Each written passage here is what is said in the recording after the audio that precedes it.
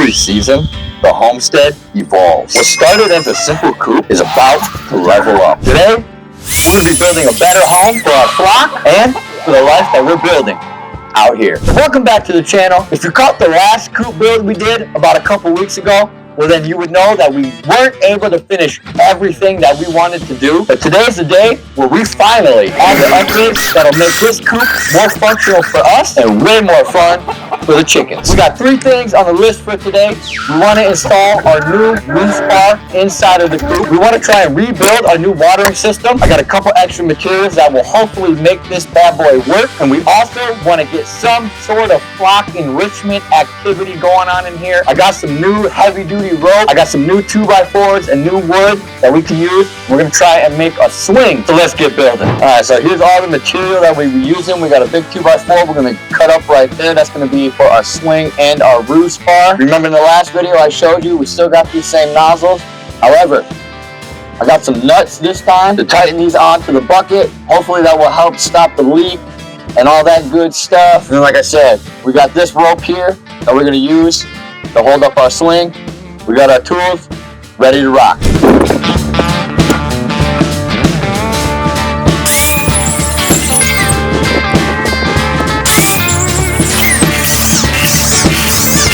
Call it extra, but enrichment matters. A happy flock is a healthy flock. And if a swing will keep them moving, exploring, curious, or even help stop bullying, well, I'll call that a win.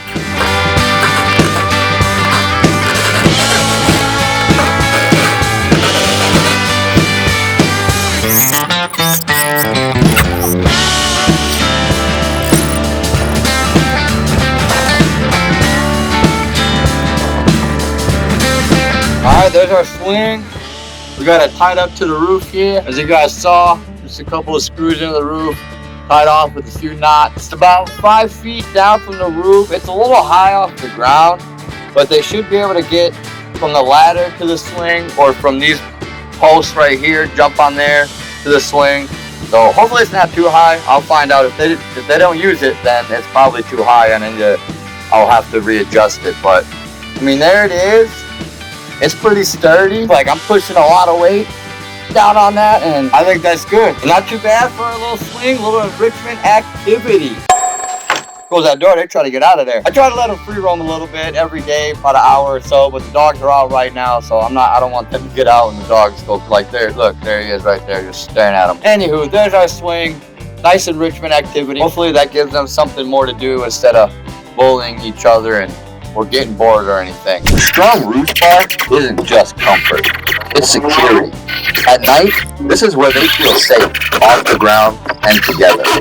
It's one of those small upgrades that make a massive difference in their health.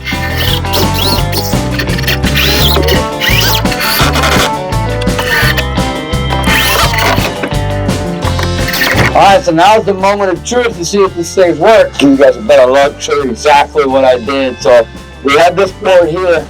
Remember I said this was just a support beam. So I took a 2x4 flat side. I went on the back side of this support beam here. It looks like I did it. I had to pretty much go in blind to screw this thing in. You can see a couple of holes that I made right there that were a little too high.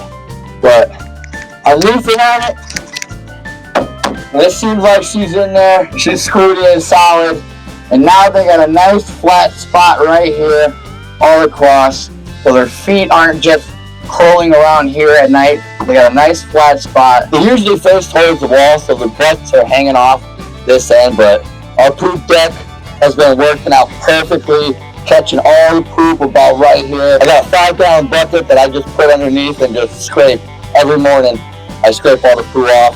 And every few days, or once a week, twice a week, I'll just come, ruffle this up, stir it up a little bit, give it a quick sniff and make sure it still smells like hay and stuff and not ammonia. If it starts smelling like ammonia, that's when I'll clean out this bedding and stuff. As you can see, we also got brand new nesting pads. They have been working very well. They're still trying to scratch them. Obviously, they got some nesting pad out here. At least the pad itself is staying in there, and hopefully eventually they will realize that, hey, this is where I go, chill out, lay my eggs, all that good stuff. Keeping water clean in a coop is a battle every chicken keeper fights. This system should hopefully cut down on mess and keep our girls hydrated without me having to haul buckets every day.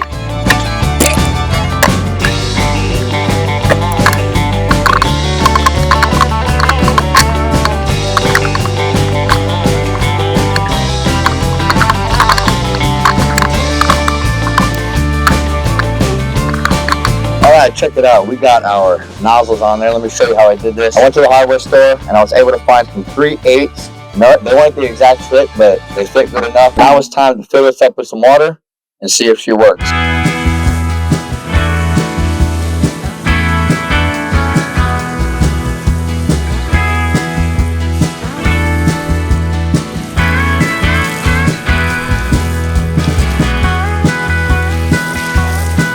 Well, unfortunately, it's still leaking, as you can see. I don't know what the hell I'm doing wrong. I don't know if it's just cheap-ass nozzles or just, I don't know. But it's leaking right there. So, needless to say, I don't want to use it. Nonetheless, man, hey, every build, every upgrade that we do around here, it's not just about the chickens. It's about taking step backs to build a more simpler, peaceful life for all of us out on the homestead. Which reminds me of a verse, Proverbs 3:5. Trust in the Lord with all your heart and lean not on your own understanding. And that's exactly what we're doing out here. Trusting the process, trusting the seasons that come and the path that He's laying out for us. Now that's the real upgrade. So the coop is pretty much where we want it at. The only thing I want to try and do is build a better water system. But all in all, we got the major upgrades done that we wanted to get done. We don't really need to do anything else to this coop. From here on out, it's just going to be little add-ons and things. The main thing is getting a new water system so I don't have to clean all the dang time. But I already got to get in there and clean that water bowl. So if you guys have any ideas out there on good water systems for your chickens that you don't have to constantly clean all day long, please let your boy know down in the comments. I would greatly appreciate that. You guys know out there, this homestead journey, it never ends. There's always something to do, always something going on. But if you got any kind of value out of this, hit that subscribe button and hit that like button, my friend. We're just getting started out here. Let's build together. But thank you all for tuning into the channel, man. Thank you all for watching another video on Mundo's Homestead Adventures. I'll see y'all next week. Peace.